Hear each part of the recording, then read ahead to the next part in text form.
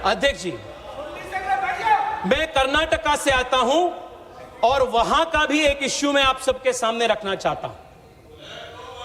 अध्यक्ष जी, आपके अनुमति से 2 वाक्य मैं कन्नड़ में बोलता हूं।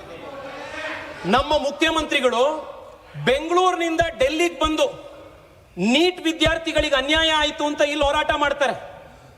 ಕರ್ನಾಟಕದಲ್ಲಿ ಕಳೆದ 3 ವರ್ಷದಿಂದ ಕೆಪಿಎಸ್ಸಿಯಲ್ಲಿ ಆಗಿರುವಂತ ಹಗರಣ ಪ್ರತಿ ದಿವಸ ಸಾವಿರಾರು ಜನ ಯುವಕರು ಫ್ರೀಡಂ ಪಾರ್ಕ್ ಅಲ್ಲಿ ಕರ್ನಾಟಕದ ಮೂಲೆಯಲ್ಲಿ ಹೋರಾಟ ಮಾಡ್ತಾ ಇದ್ದಾರೆ।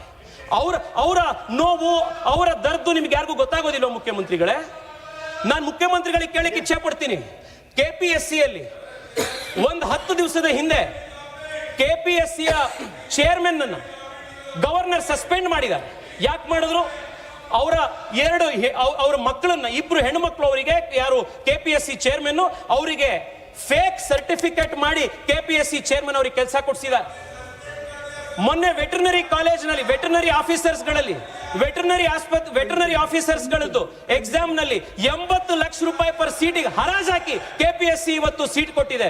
ಅಧ್ಯಕ್ಷರೇ, ಒಂದೇ ಒಂದು ನಿಮಿಷ, ನಮ್ಮ ತಂದೆ ಬೆಂಗಳೂರಿಗೆ ಚಿಕ್ಕಮಗಳೂರಿನಿಂದ ಬಂದಾಗ ತಲೆಯಲ್ಲಿ ಕೈಯಲ್ಲಿ ಕನಸು ಬಿಟ್ರೆ ಅವ್ರ ಕೈಯಲ್ಲಿ ಏನೂ ಇರಲಿಲ್ಲ। ಕೆಪಿಎಸ್ಸಿ ಪರೀಕ್ಷೆ ಬರೆದು ಇವತ್ತು ಅವರು ಸರ್ಕಾರದಲ್ಲಿ ಅಧಿಕಾರಿ ಆದ್ರು। ಇವತ್ತು ಅವ್ರ ಮಗ ನಾನು ಇವತ್ತು MP ಆಗಿ ಇಲ್ಲಿ ಬಂದಿದ್ದೀನಿ। ಎಷ್ಟೋ ಜನ ಕೆಪಿಎಸ್ಸಿ ಎಕ್ಸಾಮ್ ನಲ್ಲಿ ಫೇಲ್ ಆಗಿರುವಂತ, ಅನ್ಯಾಯಕ್ಕೊಳಗಾಗಿರುವಂತವರ ಧ್ವನಿಯಾಗಿರೋದು ನನ್ನ ಕರ್ತವ್ಯ। ನಾನು ಅದನ್ನ ಇವತ್ತು ಮಾತಾಡ್ತಾ ಇದ್ದೀನಿ। ಮುಖ್ಯಮಂತ್ರಿಗಳಿಗೆ ನಾನು ಕೇಳ್ತೀನಿ, ನ್ಯಾಯ ಅನ್ನೋದು 2 ವೇ ಸ್ಟ್ರೀಟ್ ಮುಖ್ಯಮಂತ್ರಿಗಳೇ।